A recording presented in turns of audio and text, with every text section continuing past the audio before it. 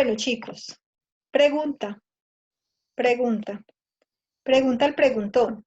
¿Qué impuestos conocemos que hacen parte de esa política fiscal?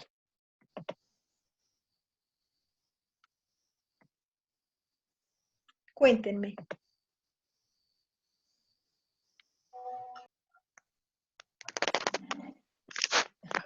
¿Cuál creen ustedes que es el impuesto con mayor representatividad a nivel de esa política fiscal?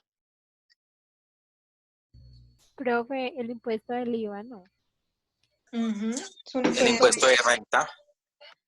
Esos dos son los impuestos más importantes, que le dan mayor liquidez al fisco como parte de los ingresos para administrar el presupuesto.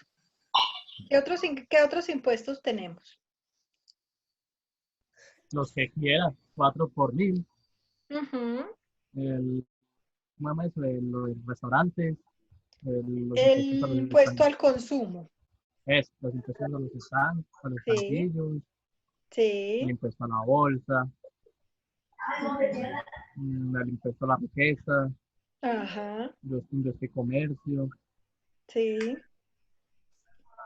hay un montón como para Ese pagar. impuesto a la riqueza, digamos que no mantiene la regularidad, ¿no? Esos son impuestos eventuales cuando se dan situaciones críticas en el país.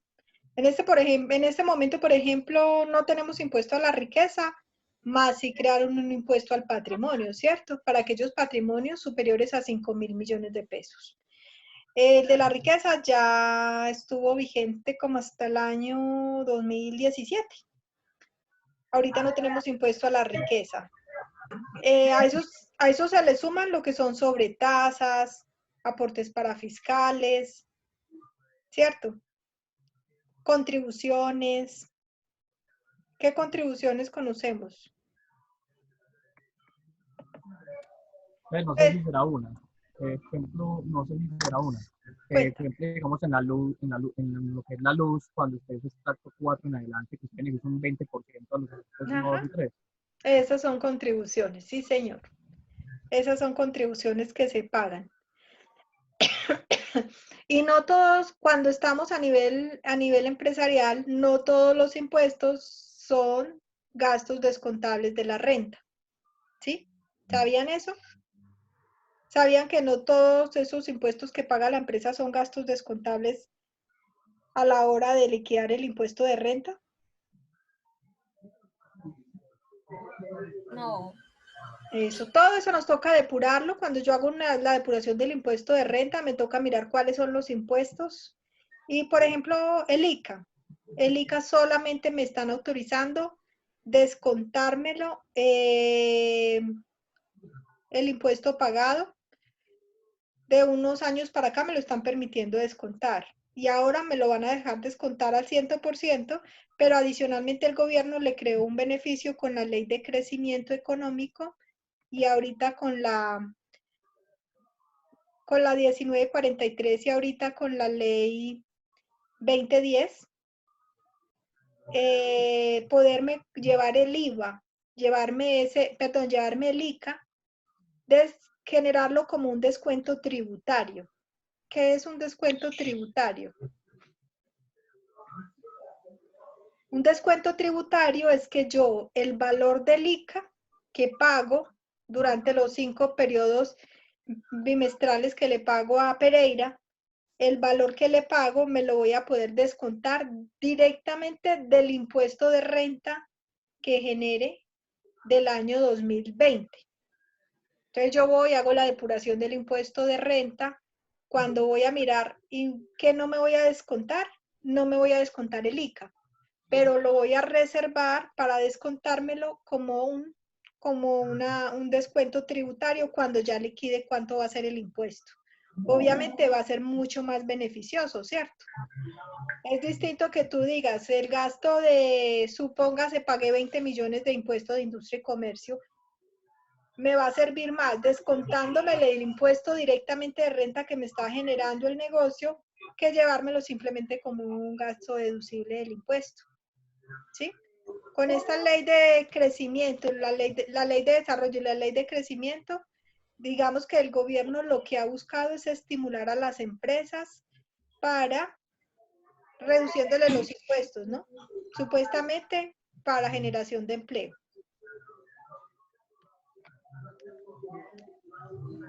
Bueno, niños, vamos a mirar las funciones del Estado a través de la acción presupuestaria. Entonces, decimos que la sociedad contribuye a través de los recursos, ¿a través de qué? A través de los impuestos y contribuciones al Estado.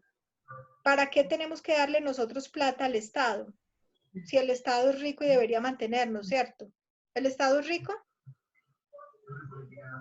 No, No. El Estado No, somos simple administrador. nosotros. No, el Estado debería somos ser el pueblo nosotros. sostiene al Estado. Exacto. ¿Ah? Yo soy, ¿Qué? eso diría yo que que el pueblo sostiene el Estado, o sea, el pueblo es el Mantenemos. Estado. Claro, nosotros somos el Estado. Nosotros, el Estado somos nosotros. Nombramos unos gobernadores que administran los recursos, ¿sí? Es eso. Exacto. Ajá, no es que el Estado exista porque sí, el señor Estado que nos mantenga. No, pues es un decir, es una forma, es un Es decir, un pero luego cuando te pones a analizar, dice, venga, ¿quién es el Estado? ¿Y el Estado qué plata tiene para mantener? Dios, Digamos que en otra hora el Estado era rico. Nosotros como Estado, pues era y es muy rico porque tenemos muchos recursos, ¿cierto? No tenemos recursos naturales, tenemos empresas productoras, empresas como Ecopetrol que rinden muy buenos, nos brindan unos muy buenos dividendos. El Estado ha tenido muchas empresas rentables, ¿cierto? Pero tras la excusa de generar desarrollo, crear puentes, túneles, desarrollar proyectos de infraestructura, carreteras, ha sido la excusa para vender las empresas. ¿Recuerdan qué empresas han sido del Estado? Avianca, creo que varios. ISA, ¿recuerdan a ISA? Interconexión eléctrica. no, Y es súper rentable esa empresa. Esa es una empresa de Medellín, una empresa de energía. Todas las empresas de servicios públicos eran del Estado, todas eran del Estado. No existía una CHEC, no existía un EFIGAS. Bueno, digamos que el servicio del gas es nuevo, ¿cierto? Pero no deja de ser una concesión que el Estado le dio a un tercero. Porque pues la propiedad de brindar los servicios públicos es directamente el Estado. No había empresa de energías, no había empresas de aguas, todo lo administraba el Estado, eran empresas del Estado. Y obviamente, pues, en su momento brindaban una rentabilidad, pero obviamente el Estado tenía que tener una capacidad de administración de recursos tremenda, ¿cierto? Y igual, como hoy se roban y defraudan el Estado, pasaba lo mismo en esa época. Entonces el Estado prefirió mejor asignarlo a terceros, así sacrificara unos dividendos, unas rentabilidades, pero necesitábamos eficiencia y calidad en los servicios públicos. Y las empresas como tal, las otras las iba vendiendo, pero para tener recursos para infraestructura, para construcción de carreteras. Si hoy miramos los municipios, digamos, miremos uno cerquita, el mismo Pereira. Pereira ha tenido una muy buena inversión en carreteras. Manizales sí que ha tenido transformación. Dos Quebradas, lamentablemente no. El administrador público se ha quedado defraudando al Estado y haciendo un mal uso de los recursos. Entonces, nada, el Estado somos todos y tenemos simplemente unos gobernantes administrando los recursos. Y ese Estado pues va a ser una administración del gasto público a través de la asignación para suplir las necesidades básicas de todos los que convivimos en ese Estado, a través de una asignación de provisiones de bienes sociales, a través de la distribución de la reducción de la desigualdad social, que se supone que aquí debe estar el enfoque mayor del Estado, y a través de la estabilización de crecimiento económico. ¿Para qué yo Estado quiero brindar un Estado estable con unas políticas estables? ¿A quién le interesa? Que tengamos unas políticas estables, que tengamos unos impuestos suficientes y estables, que no tengamos que estar haciendo reformas. ¿A quién le interesa y qué beneficio nos traería eso? Yo diría que las empresas del exterior, Pueblo. a los inversores. Para los inversionistas, fundamental, ¿cierto? Sí, claro, al pueblo mucho mejor porque pues va a tener claras las reglas de juego y no le están creando impuestos todos los días. Y al inversionista va a tener claridad de cómo va a hacer sus inversiones y qué rentabilidad va a poder esperar de sus proyectos. ¿Por qué? Porque ese es el temor de los inversionistas cuando llegan a un país. Necesitan saber cómo es su economía, cómo es su estabilidad, cómo es el crecimiento del Producto Interno Bruto, cuáles son las políticas económicas que tiene y si realmente le brindan una estabilidad a la hora de hacer la inversión, ¿cierto? Entonces, en la medida que un país tenga claro esas reglas de juego y le dé confianza a los inversionistas extranjeros, de esa manera vamos a tener nuevas empresas generando trabajo, ¿cierto? Generando trabajo y generando inversión social dentro de nuestra comunidad. ¿Por qué es fundamental la reducción de la desigualdad social? ¿Qué piensan ustedes? ¿Por qué es fundamental y realmente sí el Estado está enfocado en ese tema?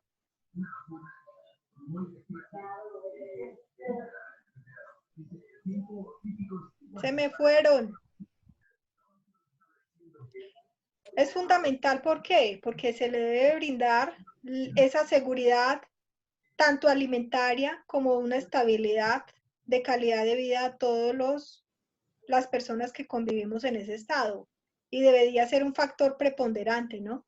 Las políticas de desarrollo de proyectos sociales deben estar enfocadas en ese punto, en ese fin último de reducir la desigualdad social, ¿no? En este momento los bienes, en este momento los alimentos, las ayudas, ¿dónde están enfocadas?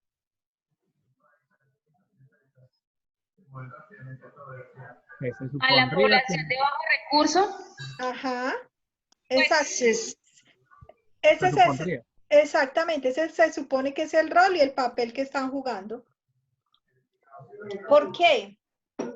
Entonces tenemos a los estratos 3 y 4 alzando la mano y diciendo, venga, pero ¿qué pasó si yo también tengo dificultades? Y el estrato 4, no es que yo vivo en un estrato 4, pero tampoco tengo plata y tampoco tengo alimentación. Y ni que es que yo sean el creo 5 y el que esto 6, no es va como de, vergonzante, ¿cierto? es que yo Eso creo creo que que se esto no va comentaje como de de, una clínica. Eh, Perdón, habla.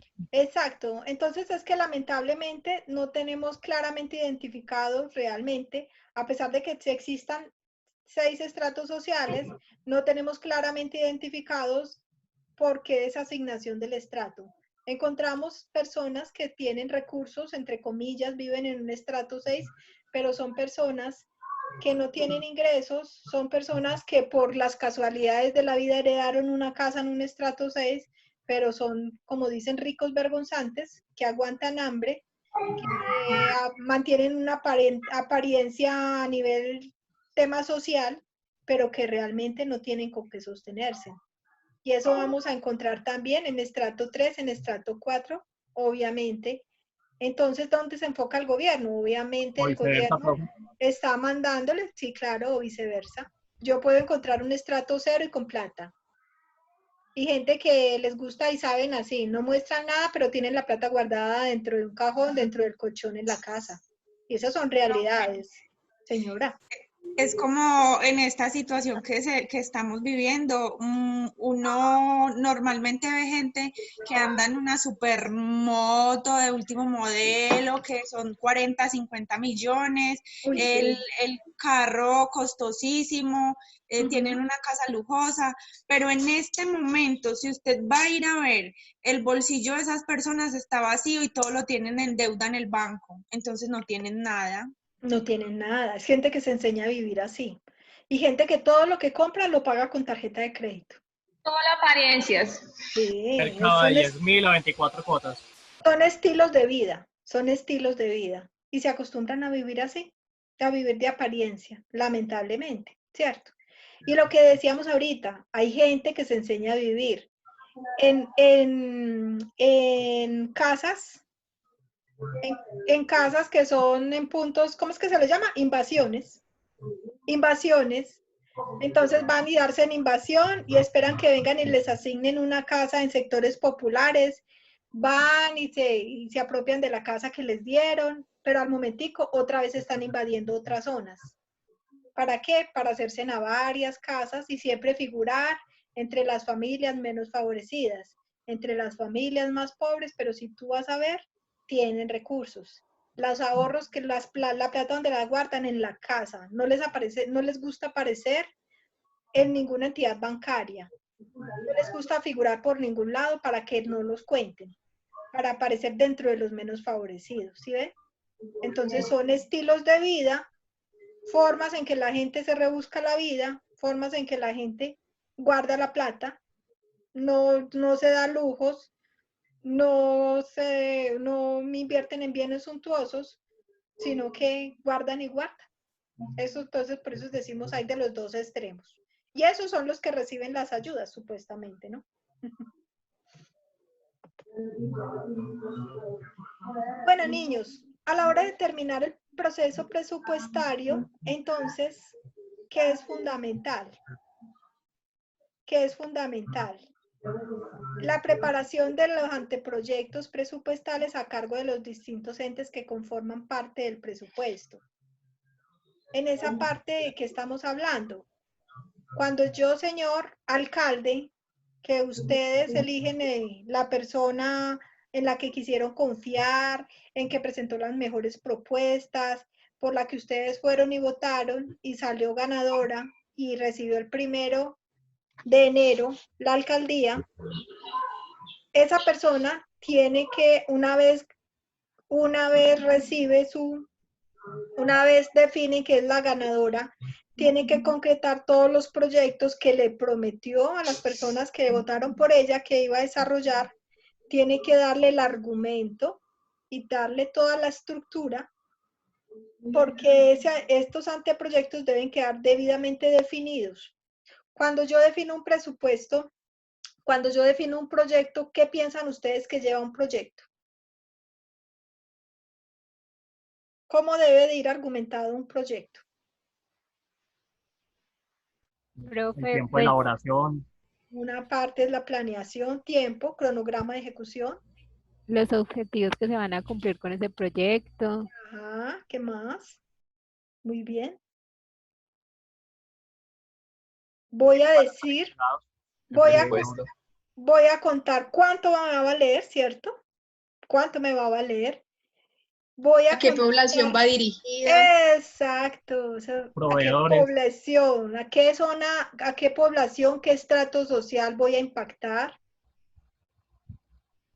Proveedores, ¿quiénes van a ser mis proveedores? Cantidades de obra, ¿cierto? Cantidades de obra, cantidades de las compras que voy a requerir y voy a ejecutar. Un punto bien importante es cuál va a ser el impacto ambiental que voy a generar con ese proyecto, ¿cierto?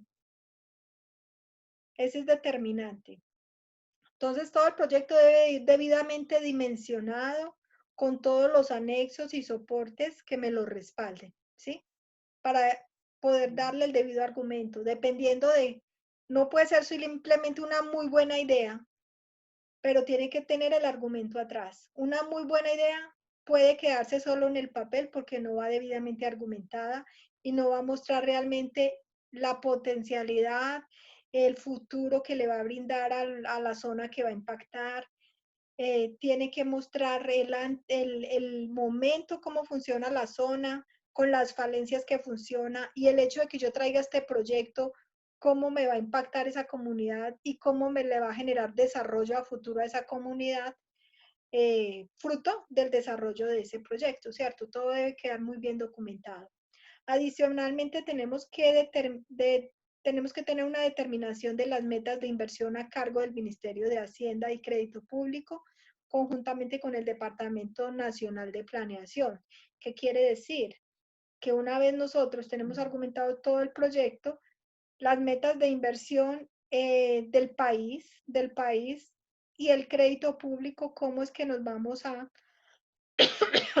hacer todo el proceso de endeudamiento, debe quedar muy bien definido por parte de estos dos ministerios, el Ministerio de Hacienda y de Crédito Público conjuntamente con el Departamento de Planeación Nacional.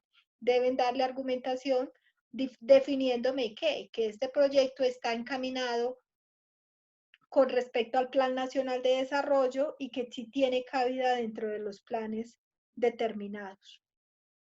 A nivel de la aprobación del Consejo Superior de Política Fiscal, CONFIS, el Consejo Superior de Política Fiscal es el que me va a ayudar a definir cuáles van a ser las políticas a nivel de impuestos, si con los impuestos que tenemos, cuáles son las proyecciones de ingresos que vamos a tener, no solamente de cobro, sino de recaudo. Cuando yo apunto en tema de impuestos, va en los dos lados, ¿no? Una cosa es que exista el impuesto, que yo le cobre a los ciudadanos que no hacen la tarea de presentar el impuesto, y otra cosa es que realmente se genere una política de cobro y una conciencia de pago de los ciudadanos, ¿cierto? Entonces, en esa medida, tiene que ir enfocado el CONFIS, adicionado a qué? A determinar si la plata que ingreso es la suficiente para yo ejecutar el presupuesto o si definitivamente se requiere una reforma tributaria. Entonces, es basado en estos conceptos que se definen y se determinan la necesidad de una reforma tributaria. Con la aprobación del Consejo Nacional de Política Económica y Social, el COMPES, se da la determinación si los proyectos sociales y de infraestructura realmente tienen el nivel de relevancia, el nivel de importancia, realmente van a impactar tanto a una comunidad, al desarrollo de una zona en específico, y es prioritario, y dependiendo de esos niveles de prioridad van dándole un orden de importancia para su ejecución y van a definir si realmente con la plata que tengo voy a poder ejecutar todos los proyectos. Con la plata que tengo no me alcanza la plata, necesito reducir los proyectos a ejecutar. Entonces, en ese orden de importancia, empiezo a dar de baja proyectos de inversión. Proyectos de inversión en los dos sentidos, proyectos de inversión social, proyectos de inversión en infraestructura, proyectos en el tema de seguridad o proyectos en tema de salud, ¿cierto? Entonces, dependiendo de cómo vean el orden de importancia, el nivel de importancia para el momento que esté viviendo el país o la zona en específico, va determinando la posibilidad de que estos anteproyectos puedan pasar y queden incluidos dentro del presupuesto. Y adicionalmente vamos a mirar la elaboración del Plan Operativo Anual de Inversiones, cómo va a ser ejecutado ese presupuesto, si un proyecto de estos es de gran envergadura, por ejemplo, muy importante para una zona, pero la plata no alcanza, se puede definir que el proyecto lo vamos a ejecutar, pero lo vamos a ejecutar en varias anualidades. ¿Recuerdan que ahorita vimos que son plurianuales? Eso. Entonces, esos proyectos plurianuales, puede ser que fuera un proyecto que lo puedo ejecutar en una sola anualidad y es un proyecto importante para su comunidad, pero la plata no es suficiente. Y si le dedico toda la plata a este proyecto, se me quedan proyectos importantes a nivel social por desarrollar. Entonces, lo que hacemos es definir que este proyecto, listo, este proyecto va, pero vamos a ejecutarlo en varias etapas y lo vamos a hacer plurianual. Ya no va a ser en un solo año, sino que lo convertimos en un proyecto de 2 o 3 años para disminuirle el impacto a nivel del presupuesto, ¿cierto? Pero sí darle la importancia porque es un proyecto de envergadura y de importancia que va a impactar esa comunidad que lo requiere. Bueno, chicos, yo quiero mostrarles este presupuesto. Este es el presupuesto aprobado para el 2020, ¿sí? Es un proyecto comparativo con el presupuesto que tuvimos en el año 2019. Este es a grosso modo y en los grandes renglones. Entonces, ya habíamos dicho que el presupuesto está con los gastos de funcionamiento. En los gastos de funcionamiento vamos a encontrar todo lo que es el recurso humano y los gastos a nivel gastos generales. ¿Puede volver a repetir todo? Es que se quedó la pantalla pegada y no se escuchó. Ahí me están escuchando bien. En ese momento, pues yo sí. En este momento Ok. sí, profe. Perfecto. Vuelvo y les especifico. Este es el presupuesto que tenemos, la ejecución de cómo fue el presupuesto en el año 2019 y el presupuesto para este año 2020. ¿Sí? Está en los grandes renglones, no lo tenemos al detalle en este momento, simplemente estos son los gastos que fueron aprobados a nivel de gastos de funcionamiento. En gastos de funcionamiento, recuerden que tenemos todo lo que es el gasto de personal, la parte de los gastos generales, el servicio de la deuda y cuántos son los proyectos de inversión. Esos son los grandes renglones de un presupuesto. ¿Cómo está estructurado este presupuesto? Digamos que para el año 2019, los gastos de funcionamiento fueron 156.558 billones. Si miro cómo está para el año 2020, tiene un incremento porque está en 172.063 billones. Quiere decir que tiene un incremento ¿de cuánto? Del 9,9, ¿cierto? Se incrementa en 15.505 billones. A nivel del servicio de la deuda, en el 2019 tuvimos 51.935 billones y lo que está quedando presupuestado para el 2020 son 59.256 billones, con un incremento de ¿cuánto? De un 14,2%. Y a nivel de los gastos de los proyectos de inversión, tenemos 40.741 billones y para el 2020, 40.354 billones, quiere decir que tuvo una pequeña disminución del 0,9%. A nivel del servicio de la deuda, recordemos que esto me está cubriendo todo lo que tiene que ver con la amortización del capital, de los préstamos o empréstitos que tenemos tanto a nivel interno como externo. Me está cubriendo también los intereses de financiación que debo de pagar y todos los gastos adicionales que me generen esos servicios de la deuda. A nivel de los gastos de funcionamiento, si miramos a nivel interior dónde está la mayor representación de los gastos, por ejemplo, en el tema de gastos de personal, pasa de 31.828 a 33.433 billones, que equivale a un incremento de un 5%. En la adquisición de bienes y servicios, pasamos de 9.183 billones a 8.739 billones. Hay una optimización de un 4,8%. Y a nivel de transferencias, que fueron de 112.942, pasaron a 126.158, que eso equivale a un 11,7%. Recordemos que es el tema de transferencias. ¿Recuerdan qué es? El tema de transferencias se genera cuando yo municipio, yo tengo unos ingresos de acuerdo a los impuestos territoriales, ¿cierto? Pero con esos impuestos territoriales, ¿cuáles son los impuestos territoriales? Industria y Material, comercio. Muy bien. Infoconsumo. vehículo. Impuesto de vehículo, sobretasa bomberil, ¿cierto? Los pagos de aportes para fiscales que se pagan directamente en las regionales también entran a los municipios. Entonces, yo con esos ingresos cubro un pequeño porcentaje de mi presupuesto y de mis gastos de funcionamiento, pero papá gobierno me tiene que mandar otro pedazo de la torta que se toma a nivel nacional con el pago de impuesto de renta, impuesto de IVA. Entonces el gobierno tiene que coger esa torta y repartirle todo lo que le tiene que mandar a cada uno de los municipios para acabarnos de completar los ingresos para soportar el presupuesto que tenemos, ¿cierto? Entonces esta transferencia es lo que el gobierno le va repartiendo a todos los municipios para soportarle el presupuesto y darle cubrimiento a los gastos y las inversiones que se quieren realizar, ¿sí? Este es un punto bien importante, el pago de mesadas pensionales. Aquí se va un rubro muy importante Mira que estamos hablando de 38.524 billones, pasa a 43.290 billones, un incremento del 12,4%. Y eso es que la cantidad de gente que está pensionada por parte del Estado, personas que han trabajado con el Estado y que han salido pensionadas. Y si se ponen a mirar ustedes, el solo rubro de pensiones es mayor a los gastos de personal de todo el país. ¿Sí ven ese rubro tan importante?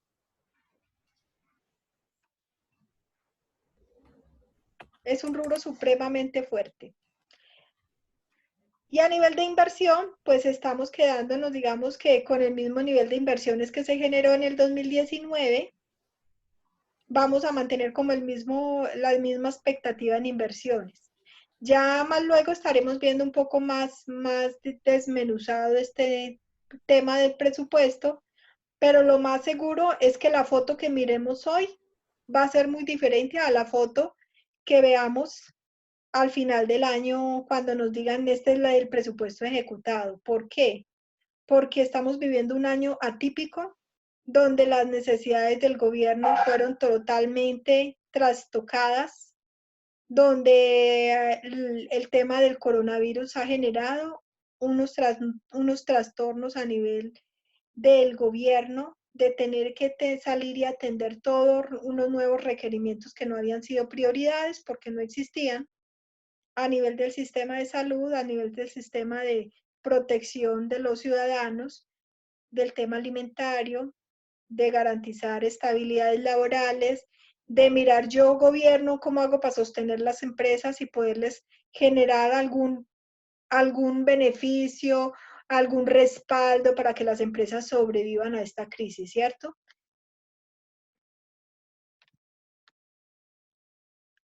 Quiero mostrarles cómo está este comportamiento, para que ustedes tengan un conocimiento de yo Colombia, en Colombia, mi salario mínimo, cómo está comparativamente a nivel internacional, comparado con otros países de la región. Este es el salario de nosotros. Comparado con Chile, nos siguen en orden de descendencia. Chile, que está en punto 71, nosotros estamos en punto 89. Chile está en punto 71, Costa Rica en punto 68. El promedio de la OCDE está en punto 53. Esta OCDE es una organización de países en donde se sacan, se hacen análisis económicos y políticas económicas. Nosotros estamos afiliados a la OCDE y la idea es que a través de la OCDE nosotros nos apropiemos de políticas económicas y que nos brinden un respaldo a nivel de nuestro plan de desarrollo para tratar de las cosas buenas que tienen los países que están asociados en la OCDE, que son 37 países los que están asociados, pues realmente podamos como traer beneficios de buenas prácticas a Colombia. Entonces, digamos que ese es el papel que juega la OCDE. México es punto 40 y en Estados Unidos es punto 34. O sea, nosotros, aunque manejamos un buen nivel promedio de ingresos, ¿qué es lo que nos mata entonces si la plata no nos alcanza? ¿Qué piensan ustedes? El alto costo de vida. Claro, todas las demás políticas, ¿no? Los consumos primarios. Exactamente, el alto costo de vida, el costo de la canasta básica, lo costosa, todos Sería los... la inflación, profe. No. Tiene que ver, aunque pues digamos que la inflación ya la hemos ido controlando en los últimos años, pero ha sido un factor preponderante para que hoy la vida cueste tanto. Obviamente la trascendencia histórica que ha tenido el costo, el ajuste por inflación, ha sido preponderante para que hoy la vida cueste tanto, ¿cierto? Entonces, la mentalidad de tener uno algo y tener más. También el consumismo, ¿no?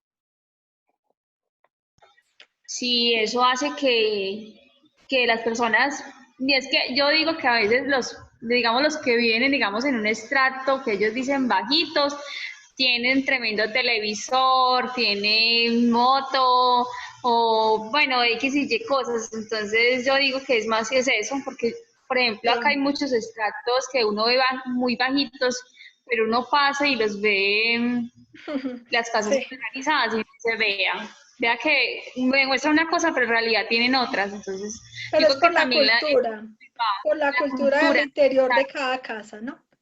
Eso es Ujú. determinante, la verdad es que sí, eso es un factor fundamental a la hora de que medimos nuestro nivel económico y la forma de salir adelante. Chicos, se me va a suspender, ya vuelvo y me conecto. Queda un minutico.